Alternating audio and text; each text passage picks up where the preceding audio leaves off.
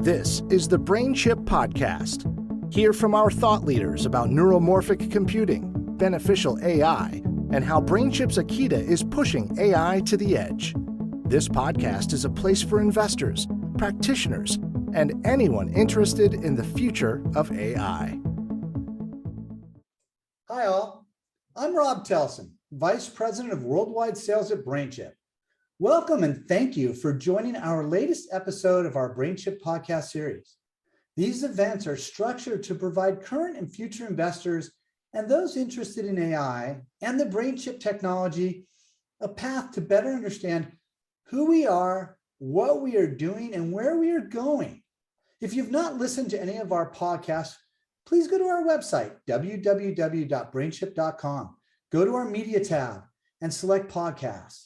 You can also listen to any of these podcasts on your favorite podcast platform, or please go to our YouTube channel at BrainChip Inc. and find all of our podcasts and additional media. Today, we have the pleasure of spending some time with Marc Staimer. Marc is the president of Dragon Slayer Consulting. He's extremely well known for his in-depth and keen understanding of addressing user problems and has made an impact addressing solutions for the world of edge AI. He has published thousands of technology articles and is internationally renowned for his white papers, webinars, and seminars. Marc, welcome to the BrainChip podcast. Thanks for having me, Rob. You know, I got to tell you, it's really good to have you with us today. What excites me about today's conversation is the amount of time and energy you have spent understanding the broad scope of AI. Through all of your activities, engagements, and participating in industry events as an analyst, you've had the opportunity to truly understand the dynamics of machine learning and how AI is going to impact our lives. I had the privilege of having Marc as one of the delegates on one of the AI field days that we've done in the past. And that's what inspired me to invite Marc on our podcast today, because he had a real sharp knowledge of AI during that event. And he was asking some really good questions in regards to who BrainChip is, where we were going, and how we're solving the problems of AI at the edge, not only now, but in the future. So Marc, why don't you take a moment and provide our listeners with a bit of background on yourself? Sure. I've been in the industry for 41 years now. Been self-employed as Dragon Slayer Consulting for more than 24 years. Along the way, I've specialized with everything in the data center. I track every technology, including AI, chips, servers, networks, data protection, just about everything. I cover it at this time. That is awesome. And you really are at the heart of where AI started. And that's why this conversation is going to be a great one today. So from your viewpoint, what are some of the most interesting aspects of AI? Well, when I look at AI, first thing I look at is it is probably one of the most misunderstood technologies right now in the tech world. And what I mean by that is movies and books have created this perception in the mind of the average user that we have the Matrix coming or Skynet. It's not. There's no sentience in AI, at least today, and probably won't be until quantum computing is a major thing down the road. So let's just put that aside for a moment. AI, from a definition point of view, think of it as enhanced analytics, much faster, much more complete, and able to do analytics that human beings cannot. That's a good way to think of AI from the get-go. And one of the things about AI is it's very good at finding patterns. So are human beings, but human beings are terrible at ingesting large amounts of data. We can handle a small amount of data and look for patterns, but not large amounts. And this is where AI comes into play. It takes the advantage of what we've done in computing for decades, of being able to ingest a lot of data and analyze it on the fly. That's something that we can't do without AI. So it's an exciting field because all the value today in organizations is the data. It's not the products and services, but it's their data. The data is like the crown jewels of the organization, which is why you have so much ransomware today, because they're trying to steal the data or impact it. So this is why AI is so exciting today. You know, you just explained that extremely well. Thank you. And for our listeners out there, you know, Marc hit the nail on the head. We are about processing data. We're about processing the analytics and doing it in a very, very efficient way. And that's looking at that everyone addressing the problems of AI. And let's take that one step further, Marc, excuse me. Let's take that one step further and let's look at it this way. Let's look at it from the fact that where do you see it impacting us most in our daily lives? Where is AI really going to impact us? Oh my gosh, AI is impacting us everywhere right now. And when I say everywhere, I'm talking healthcare, shopping, utilities, energy usage, our own ability to secure our homes, our own data, not just organizational data. It's affecting our retirements. It's affecting our day-to-day activities. It's everywhere, from traffic to the internet, to what we watch, to what we read, what we see. All this, pollution, climate change, is being impacted by AI now. AI is a huge impact on all our lives.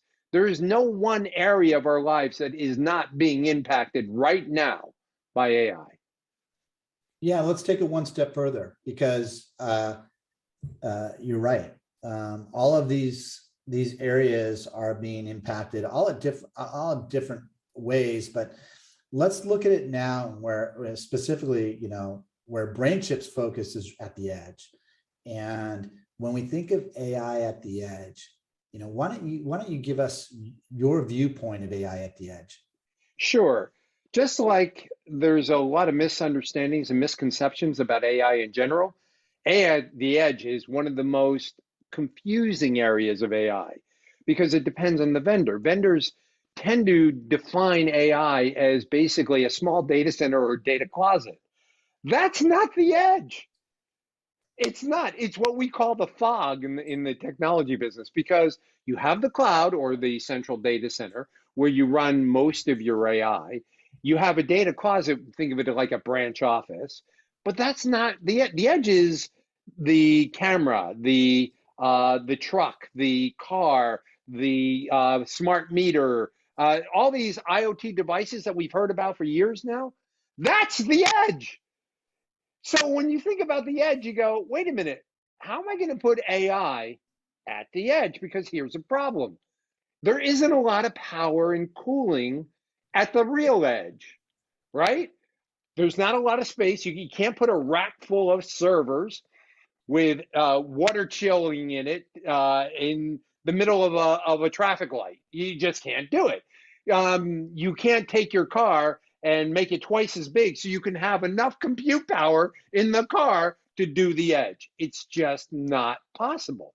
So this creates a problem. And the problem is I still need to analyze that data. So I have to move that data, which can be a lot of data, from that edge to where it can be computed. Now think of this for posterity purposes, but the automobile industry.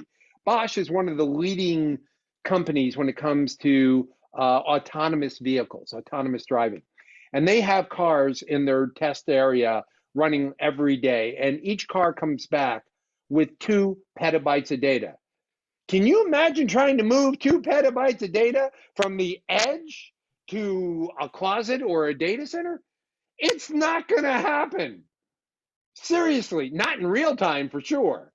So that means you've got to process it at the edge. And that means you've got to be able to come up with a way to put AI in a package small enough that uses as little power as possible, humanly possible, and still analyze all that data and just send the results to the cloud or the fog. Yeah, you know, you just hit on a really good point, and for those that have been following BrainChip and our fans out there, we're smiling right now because basically that's what we're doing. right? We want to be as close to that sensor as possible. We want to process that data and then get it to the closet or the data center from there. But the fact of the matter is it's got to be processed on the device, whether that be some small widget, whether that be, as you said, a smart meter, a vehicle, whatever it is, you got to get it done on the device without having to depend on the cloud. And let's take this one step further, because this is where I really gravitate towards a conversation with you, which is you have a ton of expertise in analyzing data centers, and you've been pulled to the edge in regards to focusing on AI, not only at the data center, as I said before, but now at the edge. And how do you see that all coming together? And you kind of mentioned it when you were just speaking a minute ago, but how do you see it all coming together? Because they are complementary, but the edge is going to be demanding much more, from my opinion, when all is said and done, with all these devices that are going to be introduced. But what are your thoughts? Ultimately, it has to move to the edge, because the biggest problem in gathering data from the edge and trying to process it in the cloud or data center or the fog, data closet, is data movement itself. One, the bandwidth isn't there. It just isn't there. Even if it were there, it's a matter of time. Time is not your friend when it comes to analyzing data, especially analyzing data in real time. Let me put this in perspective from, let's say, video analytics, sake argument. How do you know that a package left behind is an innocent package or potentially a terrorist bomb, right? You want to be able to analyze that in real time, because every second that goes by could increase the threat. So if you have to move the data to be analyzed, that's not a good thing, because it takes time to move data. It's called speed of light latency. No matter how much bandwidth you have speed of light latency. And that's not going away until we invent wormhole technology. Subspace communications does not exist except in the fictional world of Star Trek. So keep that in mind. Ultimately, moving data is a bad thing. Analyzing it and making decisions in real time with the data is the right approach. From that point, the results can be transmitted, because that doesn't have to wait for the processing. That can go, and you have much less data. It's a fraction of the data, and you can analyze the results of the results much faster. So when you look at it, the edge becomes more and more important. Think of the cloud or the data center or the data closet as consolidation points, but they should be consolidation points on the results, not the data, because now you're talking getting results in real time instead of getting results that are stale. Stale results become less valuable. Stale results can lead to erroneous conclusions. If you're dealing, let's take retail for the sake of argument. As I said, AI is affecting everyone, everywhere. In retail, if you suddenly see a declining amount of inventory of, let's say, baby formula, just sake of argument, since that seems to be a shortage right now. But if you can see that happening before it occurs, you can deal with it. If you have to respond to the shortage, you're already behind the curve. Yeah, what a great point. What a great point. So now let's take it one step further. How do you see AI at the edge evolving over the next 5 years? And I know your mind's probably spinning right now going, there's 10 different ways I can answer this question, but just in short, where do you see maybe the two most impactful areas where edge-based AI is really going to play a critical role in our lives? In my opinion, and this is in my opinion, so take it for what it's worth, on the edge, every single IoT device, and think of that as the edge. I don't care if it's a camera, glass break detector, a security system, doesn't matter. Whatever is at the edge will have to have built-in AI going forward. Seriously, you're not going to have dumb edge devices in the future. It's not just that they have their own processing, because there's a limit what they can do in the processing. They have to have AI at the edge. Decisions will have to be made. Anything from cycling down power to increasing power. Let's say something as simple as the EV charge infrastructure. If suddenly you have a variety of different vehicles that will take power at different levels, the amount of power that you have to send to that station may have to increase if you have more stations and more cars using it at once. So again, having the ability to detect things in real time and make decisions in real time will affect it. Everything at the edge is moving in that direction. So within 5 to 10 years, I would be dumbstruck to believe that there are going to be any dumb devices that don't have AI built in. Totally agree. Totally agree. And that's what gets us excited, right? We always talk about we're at the forefront of this. And I coined the word tip of the iceberg, but we are. And as you said, when you look out at the next 5 years, the amount of AI that has to be designed into these devices is huge. And it is a process, but we're moving towards that. And that's what gets us really excited. So at BrainChip, we talk a lot about the ways that our technology can be beneficial to society at large. And through our approach of focusing on the 5 sensor modalities, and we kind of highlight vision, hearing, touch, smell, and taste, what areas do you feel AI could be the most beneficial on the impact of our society? Sensor fusion. Now, let me explain that for a moment. This is a concept that's been in the military for a while now, especially in projects like the Joint Strike Fighter, the F-35, where it takes multiple inputs from different sources and fuses that into a human understandable result, that human beings can process it much faster, the results, than trying to fuse the different inputs from different sensors at one time. And so that's where I see it going. It's more than one type of sensor in most areas. It's not just vision or hearing or smell or touch, or let's say something like a smart meter. It's not just the electrical usage. It might be the temperature. It might be the environment. It might be the weather. There are a variety of different aspects on all these devices. It's more than one sensor. Fusing that data together and showing how they correlate to one another to reach a conclusion and be able to explain that conclusion as well is a huge, huge aspect of what I see it going in the future. Yeah, for our listeners out there, Marc hit the nail on the head. Sensor fusion. You've heard it here, and you'll hear it a lot more in the future.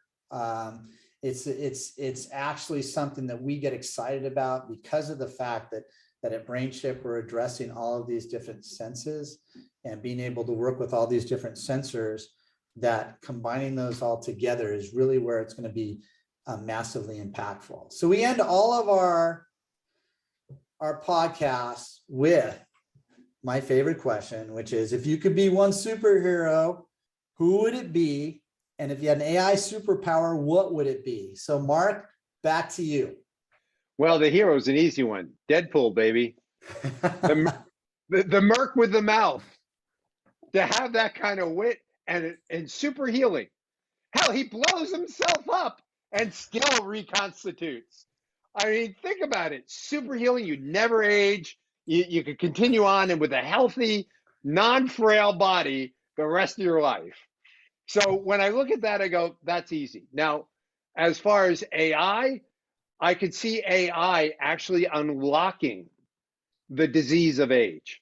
And that's how scientists are viewing aging now, as a disease, not as just it's going to happen. It's Mother Nature. Because they're discovering more and more, because of AI, what causes aging and how it can be forestalled or reversed. And that's really intriguing. Deadpool, I was waiting for someone on this show to bring up Deadpool. Not only did you bring up Deadpool, you actually made it sound really good. So that's awesome. Marc, thank you. Thank you for your insight and feedback today. It's truly appreciated. On behalf of the BrainChip team, we want to thank all of our listeners, investors, analysts, employees, and everyone interested in learning more about AI and BrainChip. We truly appreciate all of your passion and support. Our podcast series will continue. So until our next podcast, We wish everyone to stay healthy, happy, and most importantly, stay out of trouble. Thanks for listening to the BrainChip podcast. Please remember to rate and review on your favorite podcast platform.